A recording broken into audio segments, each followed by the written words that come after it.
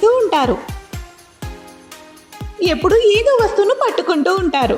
ఆ వస్తువులతో పాటు మరెన్నో జెమ్స్, బ్యాక్టీరియా, దుమ్ము, మట్టి, ఫంగస్ ఇంకా ఇలా ఎన్నో. కానీ ఇప్పుడు కాదు, మనకి ఉంది ఫ్రెష్ టచ్ ఫ్లోర్ క్లీనర్. దీంట్లో ఉన్న ఫార్ములా అన్ని రకాల బ్యాక్టీరియాలను, ఫంగస్ను తొలగిస్తుంది మరియు మీ ఫ్లోర్ని ఉంచుతుంది 99.99% పరిశుభ్రంగా. కేవలం 3 మూతల ఫ్లోర్ క్లీనర్ని బకెట్ నీళ్ళల్లో కలిపేయండి. శుభ్రంగా మీ గదిని తుడిచేయండి. ఇప్పుడు అయింది మీ ఇల్లు సురక్షితంగా మరియు పరిశుభ్రంగా. ఫ్రెష్ టచ్ ఫ్లోర్ క్లీనర్ మీ ఇంటిని ఫ్రెష్గా ఉంచుతోంది. Now, under the leadership of Honorable Prime Minister Narendra Modi ji, we want to break that cocoon and bring the butterfly out and show the colors of true India, and that is what we are doing here. And this name is a small indication towards it. The text is there in English, so there shouldn't be any problem for any English-speaking person to in fact get afraid that there are 3 words here. कभी तो अभी लगेगा कि Copernicus lane है यहाँ पे, किसी के गली में अटकता है तो बदल दे क्या उसको? कॉपरनिकस लेन तो है ही. And my name is Chandrababu Rammohan Naidu. And when some people say Chandrababu, there might be some problem with them. They can't pronounce it the way I pronounce it.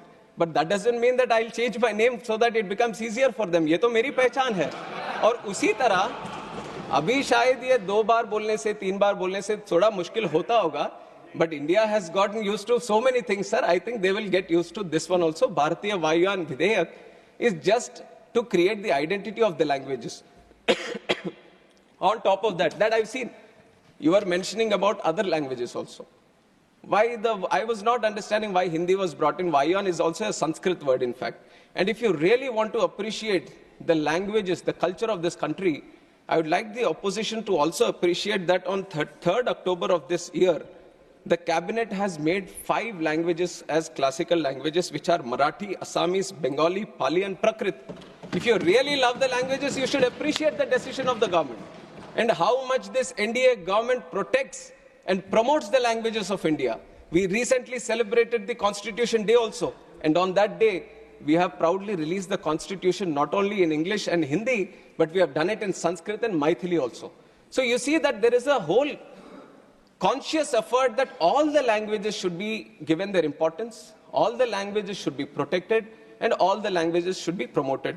I think this is one point that I wanted to make regarding the language debate that has been going on, sir. And on top of that, Udan, I have already given the numbers during my opening speech also on how the numbers have doubled, in fact, from 2014 to 2024. Now we have gone through the numbers. We have seen all the airports coming up. We have seen the lot of passenger traffic being increased. Sometimes when we go through it, when it becomes a normality, we kind of feel that it's just a regular thing that has been happening. But if you have to compare it with the other developing countries or developed countries, then you would see that how doubling a number in 10 years is very, very difficult, sir. And that is something which has been a challenge for India also. And that challenge has been successfully addressed, and we have doubled the number of airports, doubled the number of passenger traffic that we have, and doubled the number of aircraft fleet. But for us, I can proudly say, under the leadership of Modi ji, aviation is not just looked upon as how many. I also agree to a certain point that it's not about just the numbers. Numbers I'm giving to show you a picture on how much progress we have made. But if you look at the true sense on why we want to promote aviation, why we want to make it one of the best sectors in the country, in the whole world, because when we talk about aviation, we talk about tourism. When we talk about aviation, we talk about economic activity. When we talk about aviation, we talk about real estate growth. We talk about job creation. When we talk about aviation, we talk about industry. When we talk about aviation, we talk about commerce. We talk about trade. And we talk about aviation, we talk about culture. And when we talk about aviation, we talk about agriculture also. And that is why aviation is a very important nodal sector that needs to be given that push. And with this idea, I'll get some water, sir. Please. And it is with this idea that the whole aviation sector has been thoroughly, deeply understood on what the true potential India can have.